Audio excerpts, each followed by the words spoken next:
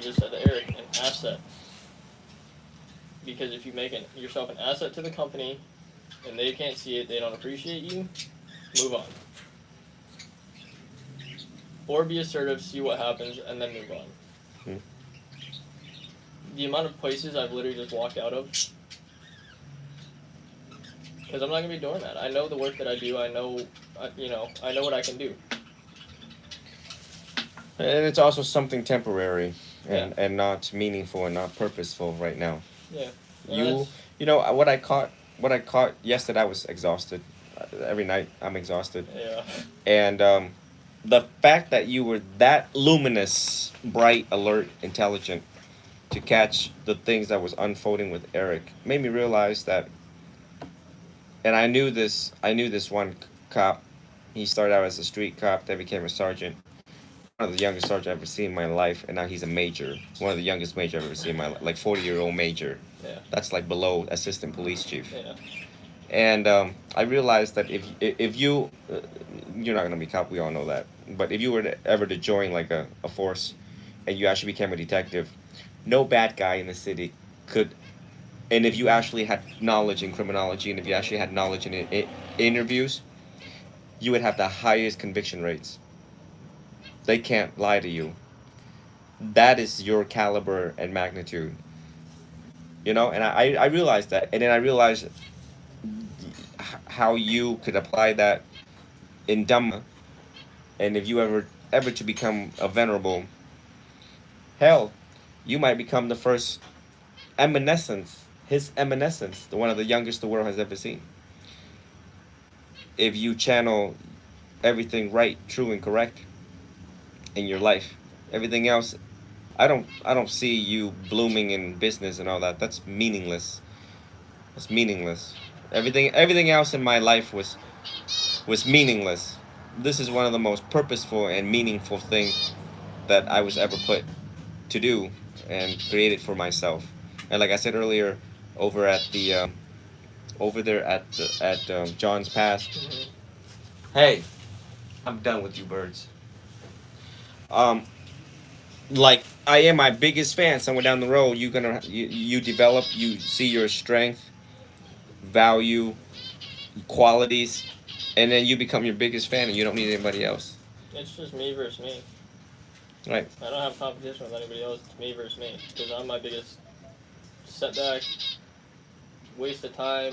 And once you realize that, you know, beat what you did yesterday. And that's something I want to tell to Eric. I'll tell him probably tomorrow. But one thing that I've started doing a lot more than I used to was reflecting on the prior day and seeing how I felt about it. And then knowing what I did the prior day and doing a little bit more the next day. Because it's not you versus them. It's not you versus your job. It's not you versus anybody else but you. Do you know? Let me just back up for a little bit. For all the friends that I had in my life, I realized what a disappointment the choices that they've taken. The choice of self-centeredness. My life, my wife, my marriage, my kids. Mm-hmm. And then to just watch them just fall left to right because of the me, my, and I. And what I hope for you is somewhere down the line that the fact that you wanted to be an influencer, and if you don't want others to suffer, and if you ever channel that energy towards, it's,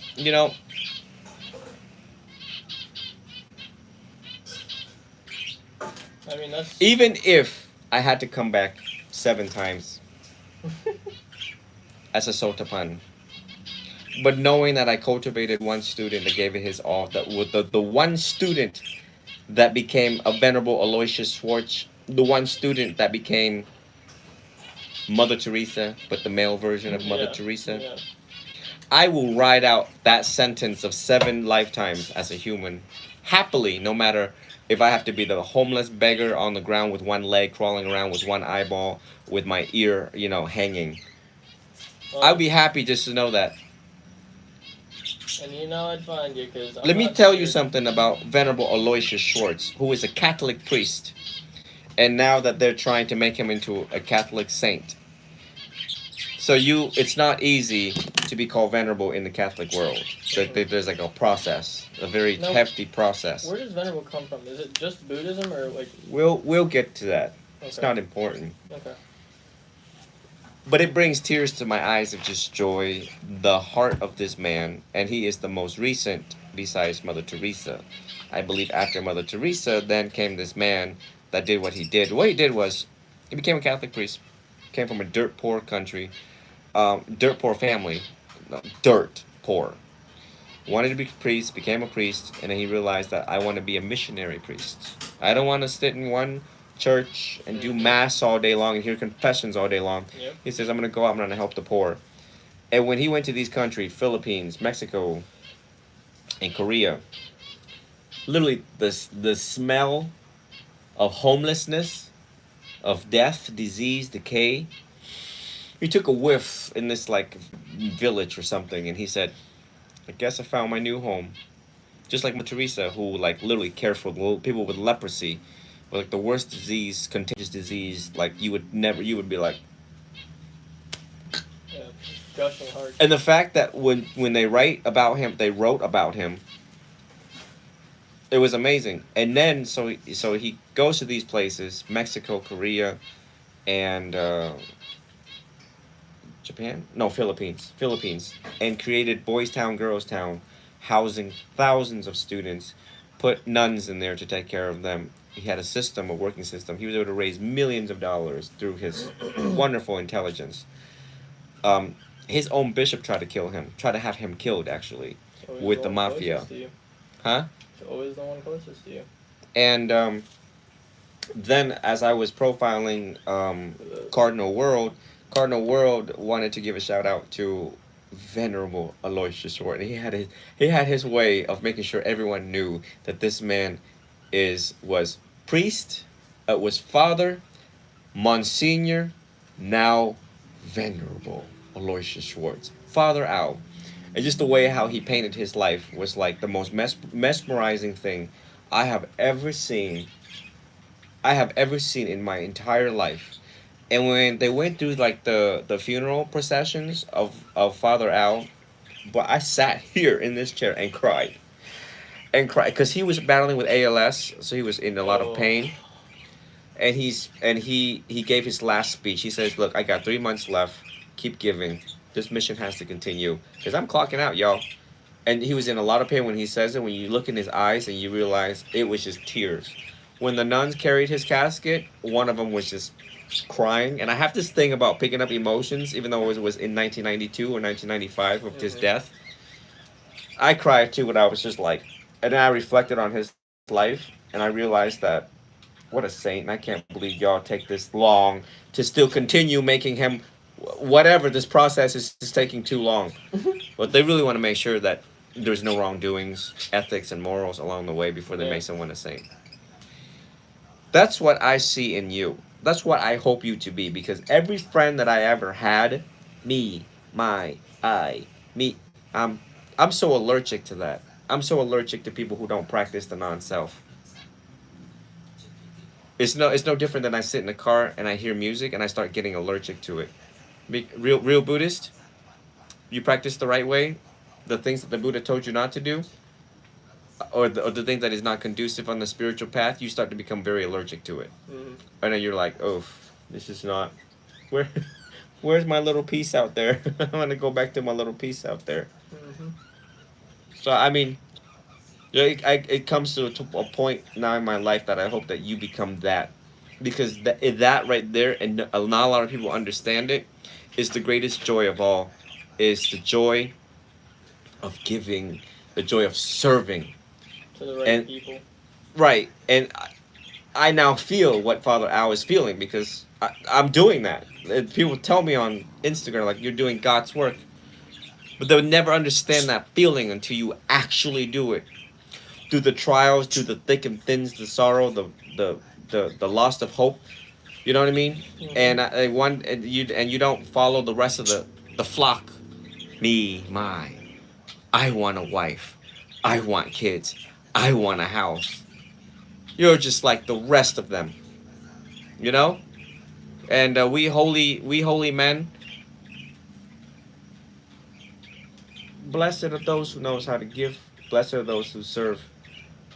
And we will never forget Father Al. We will never forget um, Mother Teresa and the many saints before them, and some of these iconic, like all these high schools that you see their names or the street names, Dr. MLK, and Gibbs High School here, and John Hopkins. You ever look up their names, or over in Tampa, the field? Be like one of those people. What's that guy over there that was the stadium? His name will come back in my mind. I always use his name when I give talks on giving, and the rest of the world is just like, huh, because me, my, I, huh, yeah. Sometimes I'm talking to like I don't even know who's like listening, and blessed are literally out of millions and thousands of followers, like 3 of them get the message, 3 of them get the point. The rest of them still asleep. Love it. They love being asleep. So the guy in Tampa, right? They named him, and he was investigated by the FBI. And when they wrote the article, huh? I said, of course. Yeah, because every great person don't exempt praise or blame. Now I know that. There's always somebody that goes behind you and try to like take you down. Yep. The nail that sticks out the most gets hammered down first. But when they wrote this article, they said he gave so much to so many. Just the words that was written was he bestowed something, and only those who benefited knew. He didn't make it uniform that I bought a house for somebody or I'm doing this. He didn't make it known what he was doing for people. He just did it. That goes back to what we were talking about the other day about like, they were asking me why didn't you ask him? Because if he truly is, he's not going to tell you.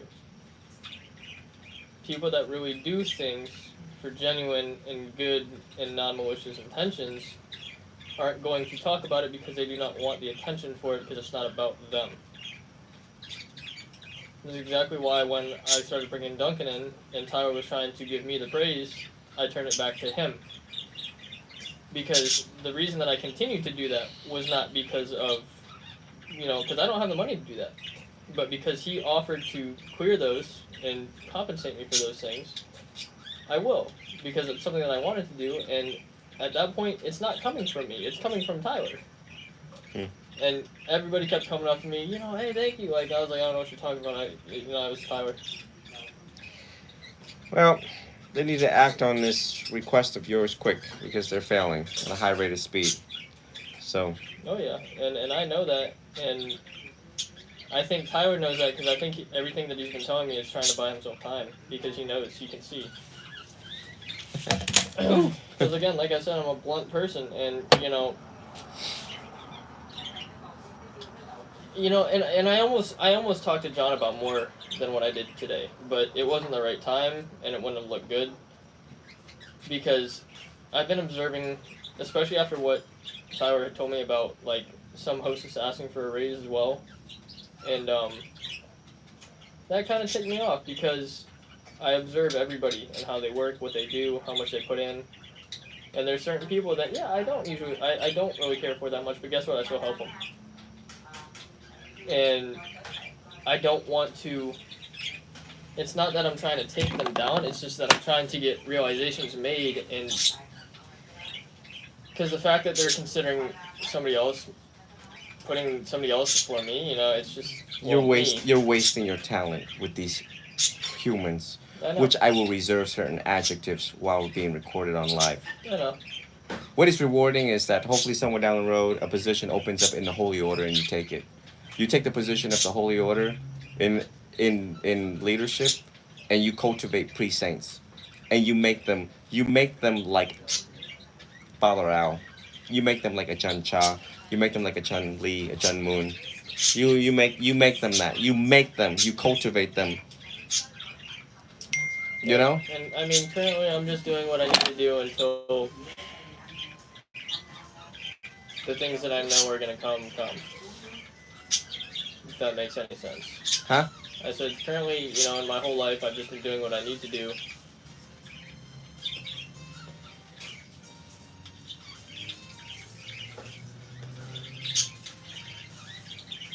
God, I don't know what's going on there with that text. But so you know, the fact that in our circle that we've seen how people don't give a damn, it makes me it makes me want to go to a monastery, and there's a lot of them. Go go into a monastery where the gates shut, and I just stay in there and hang in there and chill in there and read and internalize all 84,000 teachings. And I don't want to hear none of this world out here anymore. You know what I mean? So therefore, in a couple of years, it's gonna look like that. It's. I'm veering towards that. So the most immediate students that I have, hopefully, they enlighten to what I'm saying, to what I'm telling you.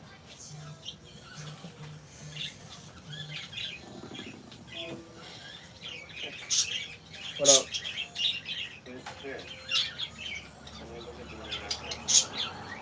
What's up? Here, tell me your experience with, because her son is in a bad place too. Who? Her son, Jordan, is in a bad place. But I was telling her about the changes that you've become very quickly. I mean, that's also person dependent as well too, and how bad and what type of mental state they're in. I mean, it's very individual dependent. I mean, just do you have any certain questions or concerns or? How you doing so far, Sam? I know you're doing much better. Dominic told me that you gained 15 pounds. Yeah, I've been gaining and maintaining, and that's really just kind of like a, a side effect really. I mean, Because you're happier. You're at peace with yourself and not like fighting your own brain. well, not even that. When you fix the mind, everything else will fix itself. Right. When hold on, give me a second, because I was just thinking have about a say a last couple night. words for them. Tell them I want to say hi. Yeah. Hello. Hi. Yeah, that's Angel. Hi, how are you? How are you? I'm cultivating Sam to be the next saint. Hi, Angel.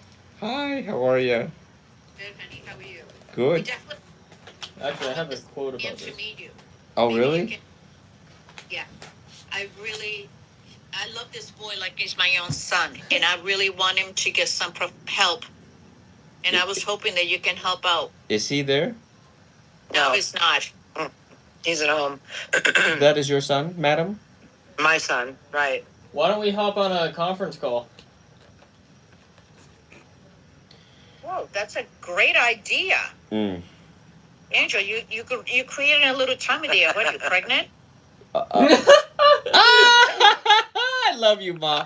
I love you so much. I am gaining a little weight. I can see that. Yeah. I'm 35. I might come to Vietnam myself. Yeah. You should. It's gonna be a trip of a lifetime. Very enlightening. How long you guys gonna be going? It's only a week. That's it? I'm just trying out this Trova trip thing, but if you want to stay longer, I intend to stay longer. But whatever that they've organized, I'm not staying. yeah, if you want to stay a month, I'm suggesting everyone to stay a month with me. My close groups, my close, all of you guys are close. But the Trova trip is only 7 days. But if it works out, we're gonna have more and more. So Okay, so maybe next time I'll come with you guys. yeah. It's still gonna be an You ongoing thing. Yeah, and you still have 8 months, so Yeah, I have 8 months. You have 8 months, Ma. Sam, let me see you. You look so much better, honey. I know. I need to get Look at you. a trim. Your face is fuller. You don't have that sad look in your face anymore. Well, my face is forward to reasons that I will not disclose on Okay, I won't discuss that. on, You go late. on telephones. Because I think you know the reason why my face is fuller. I know Dom knows the reason why my face is fuller. And I've also been drinking a lot. Dom, you should have seen Dom's face when he saw me drink like 4 water bottles the other day. I accidentally drank the rest of his too. I was telling her about that you used to never drink water. You have to. honey. Not used to. I Water is never a have drank necessity. water. I That's never awesome. have. I mean, like, But okay, so hold on. Okay, back to her son. Have him hop on. Yeah. Okay, so Dom, text me his number, and then I'm gonna make a conference. Well, let his mother talk to him first, and see what he has to say, because he does a lot of drugs, and he needs to be sober in order for her to talk to him. Otherwise, nothing's gonna register. Let me get some And it's background a bad info. place. He wants to get clean. He just does not know how. Okay, so I need more info on the situation Yeah. on well, him. Okay. So, how much do you know about him? Like, what's the situation? Do you know Sand in why? my ear from earlier. Do you know why Beach. he went down that He's road? adopted also. I have no idea. I don't even think that he knows why. How old is he? He'll be 24. Okay. And he's been doing it for, well, he does fentanyl. Oh. Ooh. Yeah, that's got to get nipped in the butt real quick. Right. That's yeah, no. That's he wants to die. Right. Does he work? No. He's Okay. living at home with me. With me right now. So it sounds like you're somewhat enabling him. He sells drugs. He sells weed. And do you do anything to try and stop him? Oh, yeah, I mean, it's a constant battle. What- Constant battle. Give me some examples of things that you do to try and to stop him and steer him on a different road. Yeah, that's not gonna work. So you have trouble controlling your anger with him then because of how much you care for him. Oh, yeah, absolutely. Yeah, I understand that one. Man, that I was hoping for less hardcore stuff than that, but you know, we all have our hopes. But Right. that's something that needs to. I mean, I don't want to be intrusive, but I'd like to hear some of the things he has to say and kind of analyze him, whether he's sober or not sober. I mean, would you feel comfortable doing a conference call so that I could get some baselines? We need to get the root cause first. On the FaceTime. Hi. Yeah, I would. Can I ask a couple questions real quick? Sure. What's the root cause of the problem here? Where did this originated? Divorce? So someone died in his life. He hit rock bottom. I think, my theory is, he was in a very toxic relationship. Back off. When you first told him that he was adopted, what happened? Oh, way back? Oh, he was frantic when he found out he was adopted. I mean, back when he was a kid, little young, like 8 years, 7, 8 years, when he was like 7 or 8 years old. That's You know, when he was totally in denial of the fact that he was adopted. So you told him when he was 7 or 8? Well, he must have heard it from somebody and then asked Ooh. us. Okay, And yeah, that's. I told him the truth. Yeah, that he was adopted. Went through the whole, process and stuff, and explained to him, that he was a chosen one, and all that. But he would have fits, like periodically about it. Couldn't accept it, wouldn't accept it. Since then, he's been in touch with, very fast forward. About 2 years ago, he got in touch with his half brother. And when he had moved out to Seattle with this toxic girlfriend of his. And when I say toxic, I mean, I have videotapes of her screaming on the top of her lungs at him for, I don't even know what. It was just ridiculous. They recently broke up in November. And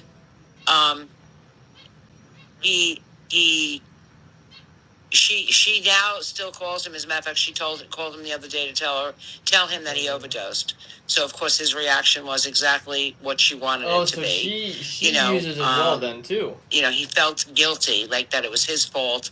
That she overdosed, but he cares about. He's got a huge heart. This kid, huge. Sounds like it. Overly generous, worries about everybody but himself. Literally, worries about everybody but himself. Apologizes to us constantly. When he does these drugs, and I promise I'm going to get clean. I promise, but he always relapses. He stays clean for 2 days and he goes back to it again. Because he can't. withdrawals that he goes through. I mean, vomiting and shakes and sweating and, all that stuff is, Yep. beyond, he can't stand the way he feels. So he winds up, going back to it. He wants an out, and I know you.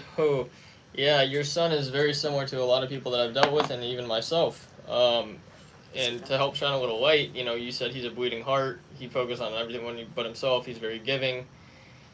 He's doing everything in his intelligence to try and make himself feel better, but it's all the wrong things. Yes. Right. It's exactly what I've done. It's exactly what everybody in that I've come in contact with my life has done, and he needs to, because here's the thing with what Dom said, and why I said it's very individual based on how fast you proceed and help yourself, because if you are not disciplined enough or ready to cut out a lot of things, and you realize that it's for the best for your own sake, because it's very hard. This is the thing that I've kept telling people is that, if you really want to change yourself, if you really want to help yourself, it is going to be the biggest and hardest challenge you will ever do in your entire life. There's nothing that's harder.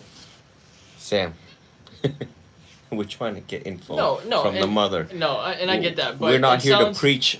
I need clinical information. It sounds, and now, how long were they together for? 3 years. Oof, yeah. Sounds similar. Have you guys learned to listen more? I know. Observe. Mhm.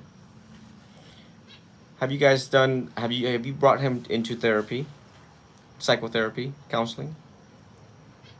Yeah, when he was younger, like in his young teens. He's been smoking weed for a very long time. Very, very, very long time. And this fentanyl started about, I don't know, let's see, he's been home, I guess about 1.5 years ago. They were living together in Tampa. You're a single parent too? No, So you both have tried to intervene with no results, huh? So he's quite stuck in his ways. Well, I'm more the one that intervenes than my husband does. He's a little laid back. Yeah, he's way more laid back over it than I am. I'm the one that I'm the disciplinary. I'm the disciplinary one. How many times have he been arrested? Quite a few. Twice. Just twice. Mm-hmm. He's a convicted felon. I don't know. They were arrested on their way to Seattle. They were driving, and my son had a lot of cash on him. He had been in a car accident. He got a settlement check, and he doesn't listen to any reason whatsoever. And instead of putting the money in the bank, he took the cash with him. They had a very little bit of marijuana, but he got arrested in South Dakota. Which, from what I understand, you can't even have a vape pen in South Dakota. So they got arrested, and of course, said that it was trafficking because of the amount of cash he had. Can you open that for me? Did please? he pay for a lawyer, or you did, or did we use a public defender? No, he got an attorney. But you don't remember how that was disposition? I don't honestly remember. And tell me why he doesn't listen to you. I don't know. I mean, I try and give him advice, and this is what his response is. I always try and give him advice from experience. And he tells me that he's almost 24 in August, and that I'm too controlling. And do you admit to that? I'm controlling to some degree, but not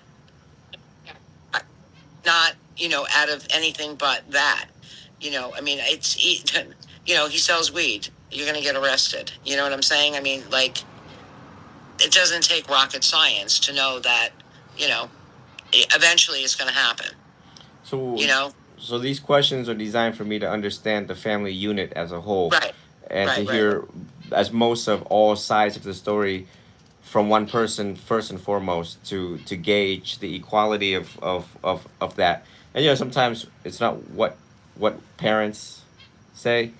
Sometimes it's how they say it that ultimately have such a big impact as to why the level of resistance that the kid has been displaying. So, yeah, I mean, so I guess if you wanna talk to him about it, I guess this is quite of a last straw. Looks like we're going down. This the prevalence and magnitude of fentanyl deaths and the existence now of rainbow fentanyl is quite alarming. I have a funeral director who is my friend, 30 years old, and every week he deals with like 4 to 5 young deaths of fentanyl. So. Right. And we've told him that over and over again, and I tell him, he's very smart, but very stupid at the same time. I tell him, you watch all these things and videos and, things that, you can only imagine or dream of. I mean, he told me years ago when he was in high school, I don't even know what he was doing or studying or whatever, but he basically predicted like the COVID disease in so many words that there was going to be something that came out that was going to kill a lot of people because we're so overly populated, and I remember it distinctly, the conversation he had with me, and it was just mind blowing. And then, COVID hit, and this was going back, like I said, 5, 6, 7 years ago. But like I said, he's really smart, and I tell him, why don't you watch the news or look up fentanyl and see exactly, But he keeps telling me, Mom, it's like the worst drug you could possibly do. And it's the hardest drug to stop doing, And again, I mean, I've done drugs in my lifetime as a stupid kid, in high school or whatever, but it wasn't anything that I couldn't control. You know what I'm saying? Right. Or, I mean, I'm addicted to cigarettes. You know what I mean? Like I get the addiction thing, and I don't think I have an addictive personality. Like I said, I've taken shit when I was, like I said, 17, 18, 19, 20, living in New York, but I never became addicted to it. Like it didn't take over my life. Right. So kids. When parents tell me kids are really intelligent, intelligence is a funny thing. Is that it's a double-edged sword. The more intelligent they are, the more they get themselves into trouble. Right. Troubles that have found them, or they create the magnitude of the trouble that they get themselves in. But at the same time, I assert that the more intelligent they are, they also know how to swim out of their problem quite fairly quickly. So kids are very complex, and he is still considered as a kid, as an adolescent, because researchers have defined adolescent as anyone under 25.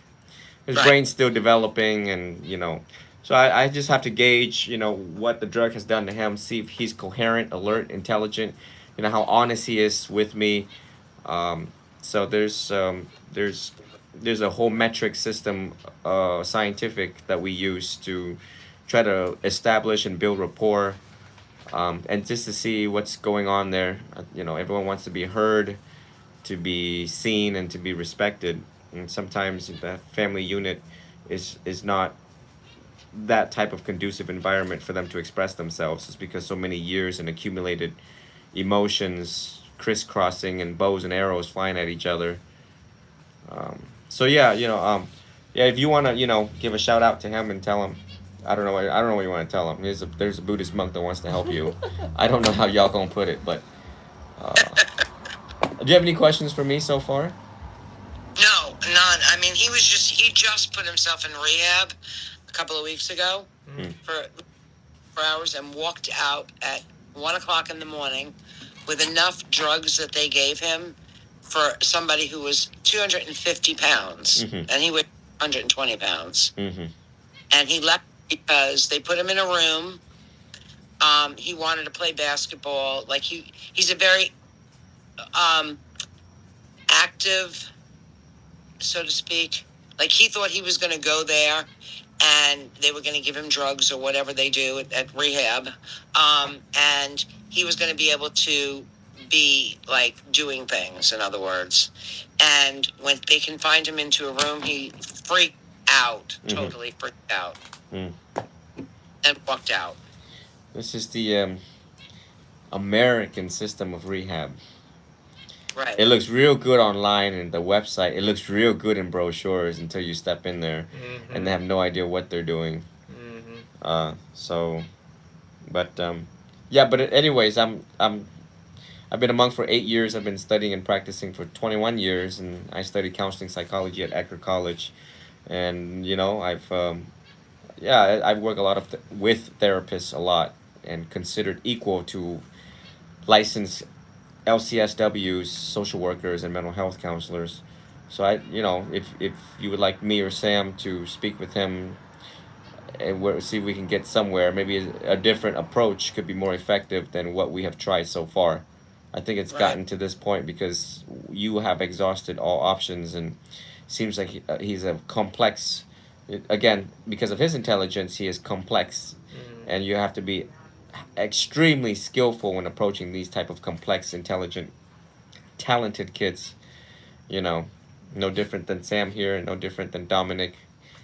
Intelligent, talented, but complex. That gives us young teachers a very hard time. That's why I have no hair.